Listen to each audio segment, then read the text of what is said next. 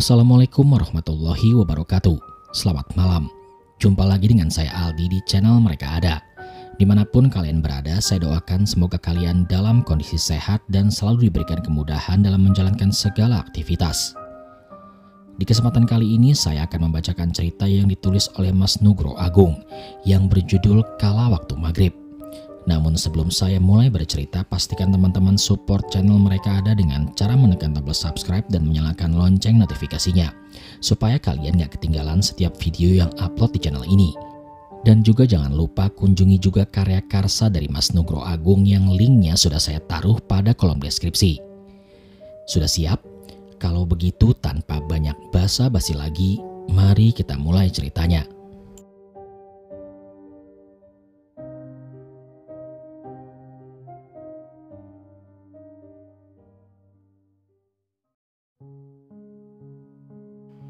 Perkenalkan, nama saya Yuda. Saya ingin menceritakan sebuah cerita yang saya alami saat melakukan perjalanan bersama teman-teman saya. Waktu itu rencananya kami ingin datang ke sebuah acara festival yang diadakan di salah satu komplek candi yang berada di Jawa Tengah. Tidak ada yang aneh dengan acaranya. Tidak ada maksud untuk membuat tempat wisata itu menjadi tidak baik. Tidak sama sekali. Karena peristiwa ini sendiri terjadi di saat kami masih di dalam perjalanan. Waktu itu di tahun 2015, saya dan beberapa teman saya ingin sekali datang ke sebuah festival keagamaan yang setiap tahunnya selalu menjadi buah bibir masyarakat khususnya di daerah Jawa Tengah. Seperti yang sudah-sudah, acara itu menjadi magnet yang membuat saya tertarik untuk datang. Melihat dari sosial media prosesi acara yang dilakukan, keramaian, kemeriahan, serta lampion yang terbang di malam hari membuat saya ingin sekali datang berkunjung. Tujuannya tidak lain, untuk mengabadikan momen tersebut di dalam kamera saya. Jadi saya itu suka sekali dengan mata kuliah fotografi. Kebetulan dosen saya juga memberikan tugas untuk datang di acara tersebut. Tugas ini pun tidak wajib. Bagi yang tidak ingin datang tidak apa-apa, tapi nilai tambahan yang lumayan akan diberikan kepada yang datang dan berhasil mengabadikan momen perayaan itu. Mendengar hal itu membuat saya semakin bersemangat. Secara cepat saya mengajak beberapa teman untuk melakukan perjalanan menuju tempat yang diadakan acara tersebut. Singkat cerita, saya berhasil mengajak 7 orang lainnya untuk berangkat bersama menuju tempat acara yang jarak tempuhnya 2-3 jam dari kota yang saya tempati. 4 motor berjalan bersama kala itu, bertolak dari kos-kosan saya. Saya satu motor dengan Aji, lalu ada Edi, Wisnu, Arman yang berboncengan dengan Ririn serta Farah dan Ica. Kami semua sepakat untuk berangkat saat sore tiba, sekitar pukul 3 sore dan di saat matahari tidak terlalu panas menyengat. Waktu tempuh 2-3 jam perjalanan dan diperkirakan sampai tujuan menjelang maghrib. Setelah memeriksa dan memastikan perlengkapan yang akan dibawa, kami semua akhirnya bisa memulai perjalanan. Motor kami berjalan berdekatan, saling tunggu jika ada yang tertinggal, tidak ngebut dan lebih santai menikmati perjalanan. Saya yang dibonceng Aji sudah menenteng kamera kecil untuk mengabadikan momen waktu perjalanan kami. Dari saat kami pertama kali memulai perjalanan, saya sudah jepret-jepret sana-sini. Tidak ada hal yang mencurigakan. Tidak ada pertanda bahwa akan terjadi sesuatu pada saya dan teman-teman. Deretan bangunan kini sudah berubah menjadi pohon-pohon yang berjajar di kiri dan kanan jalan.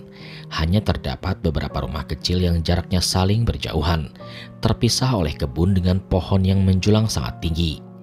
Beberapa kali kami berhenti untuk saling menunggu teman yang tertinggal cukup jauh, sampai akhirnya saya memutuskan untuk berada di posisi di paling belakang untuk menjaga rombongan agar tidak terpisah.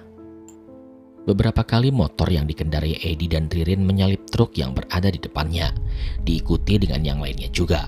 Ternyata saat sore tiba banyak truk yang datang berjalan menuju pabrik. Jalan yang kami lewati ini selain keadaan jalanan yang naik turun karena bukit, juga terdapat beberapa pabrik yang berdekatan dengan kebun dan hutan jati. Semakin lama perjalanan kami tempuh, semakin sulit bagi kami untuk terus menjaga jarak. Sampai akhirnya saya terpisah dengan teman-teman saya yang sudah berada di paling depan. Ternyata keputusan untuk berada di paling belakang rombongan yang saya ambil inilah yang membuat saya dan Aji mengalami hal yang tak akan pernah kami lupakan. Hujan gerimis turun kala itu, membuat saya dan Aji berhenti sejenak untuk memasukkan kamera kecil yang saya bawa ke dalam tas. mengamankan dari air hujan yang bisa membuat kamera rusak. Aji yang sudah tidak tenang karena merasa sudah tertinggal jauh dari rombongan memaksa agar saya lebih cepat memakai jas hujan dan segera berjalan untuk menyusul yang lain. Belum terlalu lama kami berjalan, kumandang azan maghrib sayup-sayup saya dengar. Tanda kalau waktu sebentar lagi berganti dengan malam, membuat saya teringat tentang sandikala, mitos yang sering banyak dibicarakan oleh orang-orang bahwa di waktu inilah kehidupan dan aktivitas makhluk lainnya dimulai. "Ji, gak berhenti dulu, masuk waktu maghrib ini loh," ucap saya mengingatkan Aji. "Alah, gas wae Yud, biar cepat ketemu sama teman-teman dulu, baru kita istirahat," jawab Aji. "Loh, gak apa-apa toh, kata orang waktu maghrib itu..." "Alah, kamu ini percaya sama dongeng orang lama aja. Udah gas, aman-aman, percaya aja," ucap Aji saat itu yang membuat saya kesal. Kami pun melanjutkan perjalanan tanpa berhenti. Aji memacu motornya dengan kecepatan tinggi, yang membuat saya sedikit takut. Hujan yang turun juga semakin deras membuat jarak pandang kami semakin tipis, dan kondisi jalanan juga licin. Tidak beberapa lama kemudian saya dan Aji melihat kabut putih yang mulai turun dari atas bukit. Perlahan mulai menutupi jalan. Jarak pandang kini semakin terbatas, membuat Aji kini mengurangi kecepatannya. Perasaan aneh saya rasakan saat itu. Aji tetap membawa motornya melewati kabut putih pekat yang kini sudah sepenuhnya menutupi jalan, membuat saya membaca doa agar keselamatan selalu menyertai. Lampu motor kini dinyalakan. Klakson dibunyikan berkali-kali untuk tanda bagi kendaraan yang melintas ke arah kami. Dan saat keluar dari kabut, saya bersyukur tidak ada hal buruk yang terjadi. Namun ada hal yang membuat saya gusar. Saya sendiri waktu itu tidak tahu dengan pasti. Tidak lama setelahnya hujan tiba-tiba saja berhenti. Jalan yang kami lewati juga masih pada jalur yang benar. Hanya saja saya mulai merasa curiga saat melihat di depan saya terdapat pohon bambu yang sangat lebat di kanan dan kiri jalan. Masing-masing kayu bambu seperti penuh berjajar dengan rapat, seakan membentuk sebuah lorong. "Ji, ini benar kan jalannya? Kok aku kayak ngerasa ada yang aneh ya?" ucapku pada Aji kala itu. "Udah bener ini, santai aja, aku hafal jalannya," ucap Aji penuh keyakinan. "Tapi kok mereka kayak udah jauh banget ya Ji? Apa jangan-jangan mereka berhenti dan pas berhenti kita nggak ngeliat mereka?" tanyaku kembali. Gak mungkin banget, aku pasti lihat. Aku nggak lihat teman-teman kita tadi, cuma lalu lalang mobil aja kok," jawab Aji. Ia pun terus memacu motornya. Melihat keadaan jalan yang mulai kering, Aji menambah kecepatannya, hingga akhirnya kami berdua tiba di sebuah pasar yang sangat ramai. Namun ada sedikit keanehan di sini. Pasar itu tampak penuh sesak, dengan banyaknya orang hingga hampir menutupi jalanan. Hanya menyisakan sedikit jalan yang bisa dilewati kami berdua. Namun hiruk pikuk layaknya suasana pasar tidak kami rasakan di sini. Semua orang seperti diam, tidak ada yang berbicara sama sekali, seperti hanya saling tatap satu sama lain. Dan yang membuat saya merinding di pasar itu, semua yang saya lihat seperti menggunakan baju-baju lama, baju tradisional orang Jawa. Terlalu tenang dan sangat sepi untuk sebuah pasar, dengan banyaknya orang yang berada di dalamnya. "Ji, ini kok ada pasar sih? Kemarin aku lihat jalanan di map gak ada pasar yang deket hutan gini. Lagian, ini pasar udah mau maghrib kok masih ramai ya?" tanyaku dengan penasaran. "Mau tutup mungkin Yud, atau mungkin pasar malam kali ya?" jawab Aji. "Ngawur aja kamu loh, masa pasar malam di pinggir hutan begini? Malah serem, yang bener aja sih kamu ah," ucap saya yang mulai merasa panik. "Lah, terus apa? Ya udah jangan dipikirin, sekarang kita berhenti dulu, lepas jas hujan. Udah gak hujan soalnya, jadi kelihatan kayak orang hilang," jawab Aji yang terus tenang dengan keadaan saat ini. Kami berdua pun akhirnya berhenti tak jauh dari pasar. Kami melepas jas hujan yang kami kenakan lalu merapikannya. Setelahnya saya mengeluarkan handphone bermaksud untuk mengecek lokasi saat ini melalui Google Map. Namun setelah saya coba berkali-kali, aplikasi sepertinya tidak mau terbuka. Selalu kembali ke awal tampilan layar. Saya memeriksa sinyal yang ada dan masih baik-baik saja. Segera saya menghubungi yang lain bermaksud untuk menanyakan posisi teman-teman yang lain saat itu. "Halo Cah, kalian udah sampai di mana? Kok kayaknya aku jauh banget ya?" ucapku setelah berhasil menelpon Ica. Yud, suaranya hilang Yud. Ucap Ica dengan perkataan yang tidak jelas karena gangguan sinyalnya. Berkali-kali dicoba tetap saja suara Ica hilang. Sampai akhirnya sinyal yang tadinya penuh mendadak kosong. Simbol SIM card dengan tanda silang terlihat jelas di handphone. Sinyal hilang tidak ada sama sekali. Mengetahui hal ini membuat aku dan Aji bingung. Gimana? Udah tahu kabar yang lain? Tanya Aji. Gak bisa Ji, sinyalnya hilang. Coba punya kamu Ji. Ucap saya memerintahkan Aji untuk mengambil handphone di dalam saku celananya. Dan setelah melihat layar handphonenya, jawabannya sudah bisa dilihat dari ekspresi wajah Aji. Gak ada sinyal juga ya? Kok aneh begitu sih? Providermu beda kan sama punyaku? Tanyaku yang dibalas anggukan oleh Aji. Kami berdua pun terdiam sejenak. Sampai akhirnya Aji menanyakan waktu. Jam berapa sekarang Yud? Tanya Aji. Jam 6:18 Ji. Jawabku sambil melihat jam yang ada di layar handphone. Ya udah, makan dulu aja yuk. Aku lapar Yud. Ucap Aji sembari menunjuk sebuah warung di seberang jalan. Melihat hal tersebut, aku segera mengikuti Aji yang sudah menuntun motornya ke arah warung kecil tersebut. Dari luar harum bau masakan tercium, membuat siapa saja yang datang pasti akan merasa lapar. Warung kecil itu bersih dengan tembok berwarna putih. Kusen kaca dan pintu berwarna merah bata. Namun di dalam warung tidak ada yang menyambut. Hanya sedikit makanan yang dipajang di etalase. Belum matang sepertinya Ji. Masa mau menunggu? Kasihan yang lain. Ucapku seraya merayu Aji untuk segera melanjutkan perjalanan. Mau makan apa Mas? Tapi maaf, lauknya belum semuanya matang. Ucap seorang perempuan yang membuat saya kaget karena tiba-tiba saja ada di depan kami. Selain kaget dengan kedatangannya yang tidak kami sadari, saya juga kaget dengan paras perempuan itu. Ia terlihat cantik dan manis, menggunakan kebaya berwarna hijau dan kain jarik ukir batik berwarna coklat gelap. Kulitnya kuning langsat, rambutnya digerai panjang lurus. Perempuan itu tersenyum ramah kepada kami berdua dengan bibir tipisnya. Gak apa-apa Mbak, belum matang juga, saya tungguin kok. Ucap Aji sambil duduk dengan wajah yang terus menatap perempuan itu, membuat saya ikut duduk sambil menggelengkan kepala. Mbak, saya pesan kopi aja, ada nggak? Ucap saya kala itu. Kopi hitam mau Mas? Balas perempuan itu.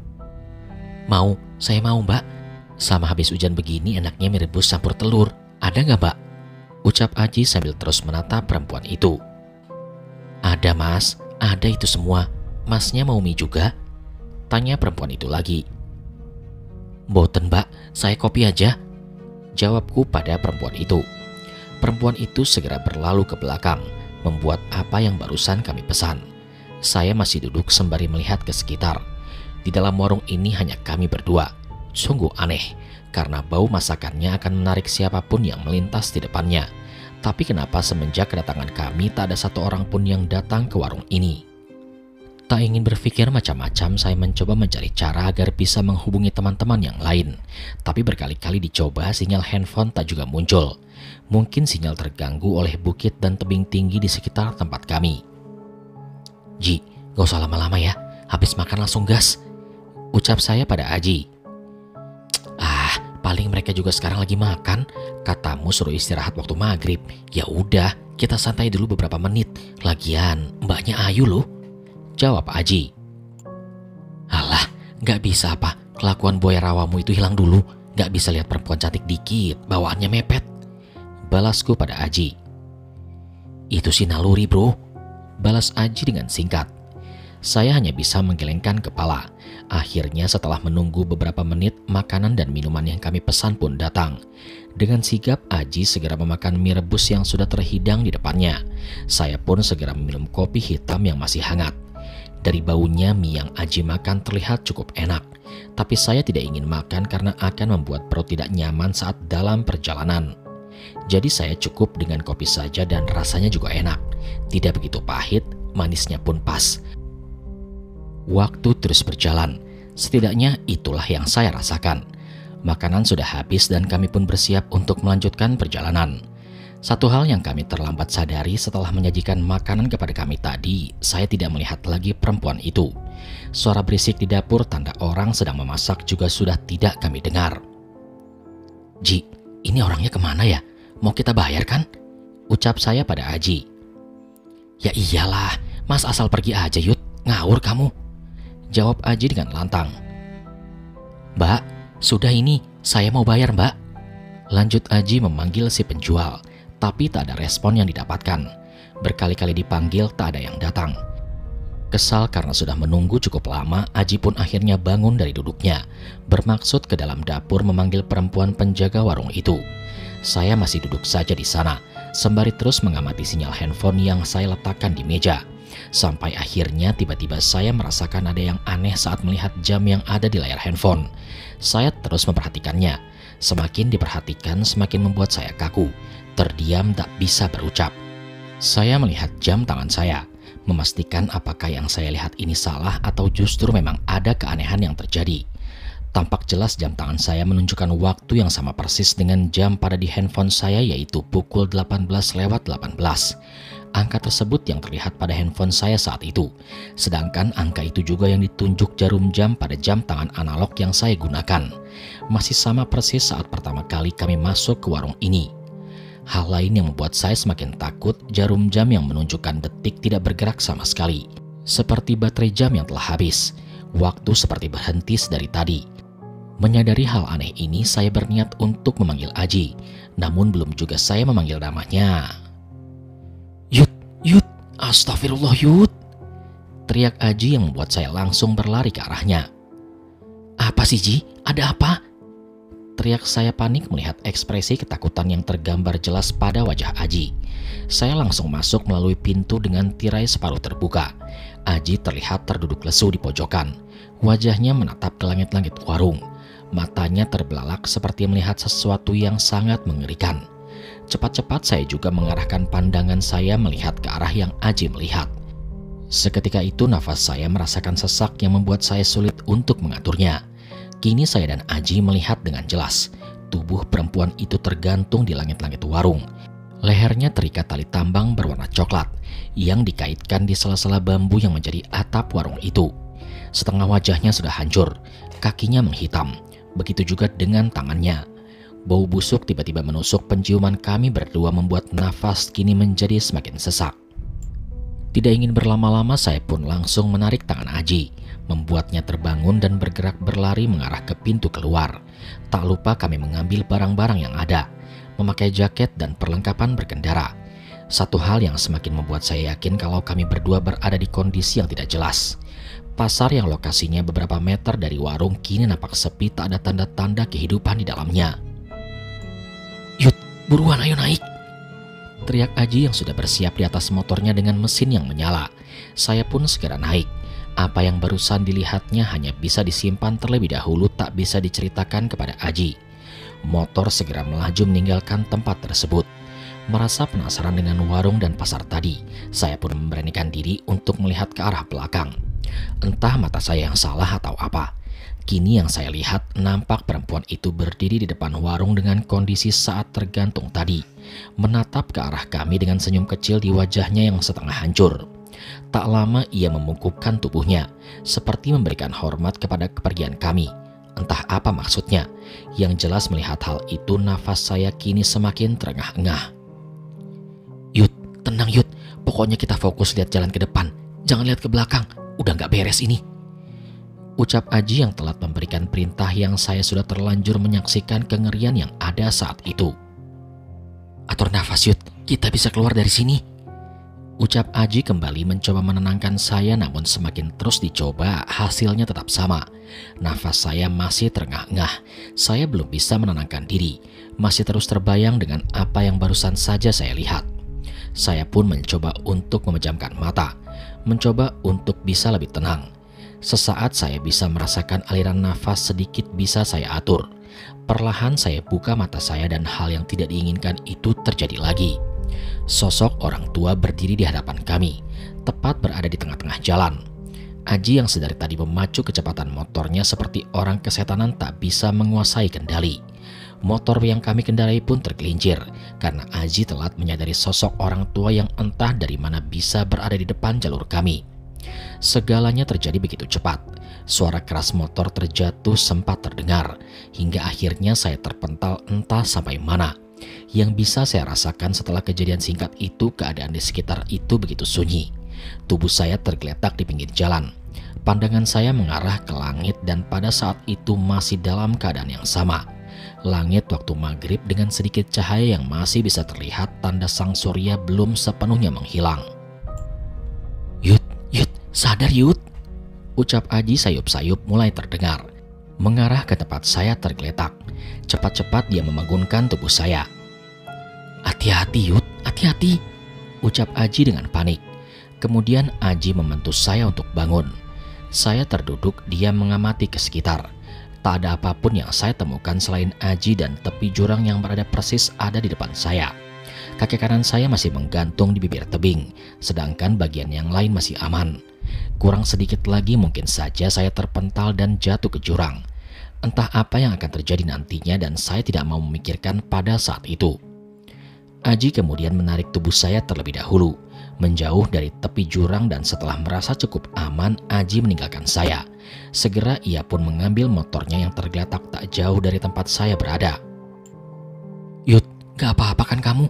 Ada yang luka gak Yud? Maaf ya, tadi ada kakek-kakek di depan, mau aku tabrak Yud, aku yakin itu hantu. Ucap Aji yang kemudian memeriksa motornya. Aman Ji, gak apa-apa, kamu gimana? Motormu gimana Ji? Bisa jalan? Tanya saya kembali kepada Aji. Sebentar, starternya mati. Tak coba pakai engkol manual? Ucap Aji terus mencoba menghidupkan motornya yang sempat terjatuh. Saya yang masih terduduk terus memeriksa kondisi badan, kondisi barang yang saya bawa.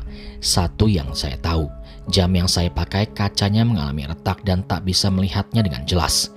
Namun satu hal yang saya tahu, jarum jam masih menunjuk angka yang sama, menit yang sama, dan detik yang sama. Ya Allah, berikan keselamatan kepada saya dan teman-teman, berikan perlindungan, berikan jalan yang terang. Spontan saya bergumam lirih. Tiba-tiba terdengar suara deru motor, tanda mesin berhasil dinyalakan oleh Aji. Ia pun langsung menuntun saya untuk menaiki motor kemudian melanjutkan perjalanan. Namun kami berdua tersentak kaget saat melihat seorang kakek-kakek menggunakan baju serba hitam dengan rambut putih yang dibiarkan tergurai. Wajahnya terlihat serius menatap kami. Ia berdiri tepat di depan motor yang akan kami kendarai. Bah, ampun bah, cucunya numpang lewat, jangan diganggu. Ucap Aji sambil memohon terus menundukkan wajahnya. Yang pelan-pelan Le, jangan buru-buru, nanti malah lewat jalan yang salah. Ucap kakek itu dengan suara setengah serak. Di persimpangan jangan belok kiri, belok kanan, sampai 4 kali. Ucap kakek tersebut kepada kami berdua. Kemudian beliau berjalan mengarah ke tempat yang sebelumnya kami lalui. Tubuhnya perlahan hilang tertutup kabut putih yang mulai turun dari bukit. Tidak ingin berlama-lama, saya dan Aji segera bergegas melanjutkan perjalanan. Keadaan motor juga masih lumayan baik. Hanya meninggalkan baret di sana-sini dengan kaca spion yang retak. Saya kini juga bisa merasakan sepertinya kaki kiri saya terasa sakit karena terkilir. Motor berjalan kini dengan tenang, tak seperti sebelumnya. Kali ini Aji mengendarai motornya dengan cukup baik, tidak tergesa-gesa. Meskipun saya tahu, ketakutan masih menyelimuti kami berdua. Setelah 3 kali menemui persimpangan, 3 kali belok kanan, kami akhirnya menemui persimpangan terakhir. Jalanannya bercabang 2. Kami sepakat untuk menuruti apa yang sudah disampaikan kakek tadi. Percaya dan menerima. Entah apa nanti yang akan terjadi kami pun tidak tahu. Tikungan terakhir pun kami lewati. Di jalan ini hanya kami berdua, tak ada kendaraan lain yang berlalu lalang. Benar-benar sangat sepi. Sampai akhirnya kami melihat kabut tebal seperti berkumpul sengaja menutup jalan yang ingin kami lewati. Bismillahirrahmanirrahim, ucap Aji yang saya ikuti setelahnya. Kami berdua menembus kabut itu dan akhirnya kami bisa melewatinya dengan baik. Sempat jarak pandang benar-benar tidak terlihat. Hanya warna putih dan sedikit jalan yang bisa kami lihat saat itu. Tak lama setelah kami keluar dari kabut, kami akhirnya menemukan mobil, bus, dan truk yang posisinya ada di depan kami. Jalanan mendadak menjadi ramai dengan lalu lalang kendaraan lain. Saya segera menatap langit yang warnanya masih sama, namun kini nampak lebih gelap. Lalu saya melihat jam yang ada di tangan kiri saya, waktu menunjukkan pukul 18.30. Jarum jam kembali bergerak, waktu yang tidak masuk akal. Saya dan Aji seperti merasakan sudah terlalu lama di warung tadi. Namun jika melihat jarak waktunya, sepertinya terjadi sebentar. Rasanya waktu seperti berhenti, benar-benar berhenti. Kemudian selang beberapa lama handphone pun berbunyi. Setelah saya angkat, Ica mengabarkan kalau mereka semua berhenti di pom bensin yang letaknya tak jauh dari tempat kami berjalan. Mereka memutuskan untuk beristirahat sembari melaksanakan sholat maghrib. Kami berdua pun segera menyusul ke tempat yang lainnya. "Ayo maghrib dulu, istirahat dulu Ji, Yud," ucap Wisnu kepada kami yang baru saja datang. "Wah, kalian ini kayak baru pertama kali jalan jauh aja, muka kucel, badan kotor, kalian jatuh. Padahal kita juga baru datang beberapa menit yang lalu loh," tanya Ica kepada kami dan ia juga nampak keheranan dengan keadaan kami berdua. Tak sempat menjawab pertanyaan dari Ica, hal aneh terjadi kepada Aji. Kini ia seperti orang yang merasakan sakit kepada perutnya. Mulutnya menjadi menganga, kepalanya menunduk ke arah bawah. Tak lama kemudian ia memuntahkan sesuatu dari mulutnya.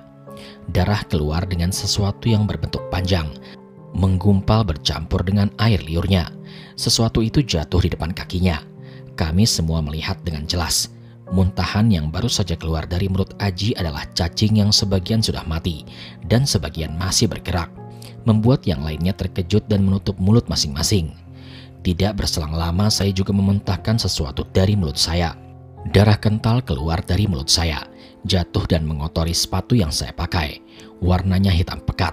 Bau busuk menyeruak membuat semua teman kami saling pandang, melihat keganjilan yang kami tunjukkan di hadapan mereka semua. "Ya Allah Yud, Aji, kalian ini kenapa?" tanya Farah setelah ia berteriak histeris melihat keadaan saya dan Aji. Saya tidak bisa menjawab apa-apa. Tiba-tiba tubuh saya terasa sangat lemas. Melihat hal itu, beberapa teman kami langsung mencari bantuan, terutama Ica yang ternyata punya saudara yang rumahnya berdekatan dengan lokasi saat kami beristirahat. Ica pun segera menghubunginya, meminta bantuan agar datang secepatnya. Saya yang tadi terduduk lemas hanya bisa melihat kepanikan yang terjadi, sambil sesekali ingatan saya mengingat wajah gadis itu. Setelah beberapa menit berlalu, Aji dan saya hanya bisa terduduk lemas. Keadaan juga lebih kondusif. Tak lama berselang, Om dari Ica pun datang. Saya dan Aji menceritakan apa yang kami alami saat perjalanan, saat kami berdua terpisah dari yang lain. "Kamu itu masuk alam mereka, Le. Kamu makan apa yang disajikan mereka. Untung kalian bisa selamat. Om sarankan kamu tidak usah melanjutkan perjalanan ini. Malam ini kalian semua tidur di rumah Om ya. Nanti saya minta bantuan Simbah yang jadi tokoh masyarakat di tempat kami. Kamu dan temanmu itu harus dibersihkan dulu, biar nggak ada malapetaka yang mengikuti kalian," ucap Om dari Ica yang dikenal dengan Om Lasno. Kami pun sepakat untuk menginap di rumah Om Lasno. Sepakat untuk diobati oleh mbah yang diceritakan oleh beliau. Sepakat untuk tidak melanjutkan perjalanan kami. Ada hikmah yang bisa saya ambil di sini, bahwasanya hanya cukup sesaat kita berhenti saat pergantian waktu maghrib, mendengarkan kumandang azan sebentar, lalu mencari tempat untuk beristirahat di kala petang datang. Hanya menuruti tradisi yang ada dan hanya cukup meluangkan waktu sebentar saja. Itu semua juga demi keselamatan. Pikiran saya terus menerawang, membayangkan kemungkinan-kemungkinan buruk yang bisa saja terjadi. Peristiwa ini tidak akan pernah saya lupakan dan menjadi pelajaran penting dalam hidup saya. Kadang hal yang tak masuk akal bisa terjadi. Tak jarang nyawa bisa melayang karena sikap tidak peduli. Padahal sedikit saja kita menghormati dan melakukan apa yang dipercaya oleh masyarakat sekitar, itu sudah cukup dan bisa mencegah kita dari malapetaka yang bisa saja datang sewaktu-waktu. "Maghrib dulu, Le. Sudah waktunya. Berhenti dulu." Mungkin kalimat barusan terasa ringan, tapi makna di dalamnya sangatlah dalam, mengingatkan kita untuk berhenti sejenak dari segala kegiatan, mendinginkan kepala, mengistirahatkan semua, lalu kembali sebentar kepadanya.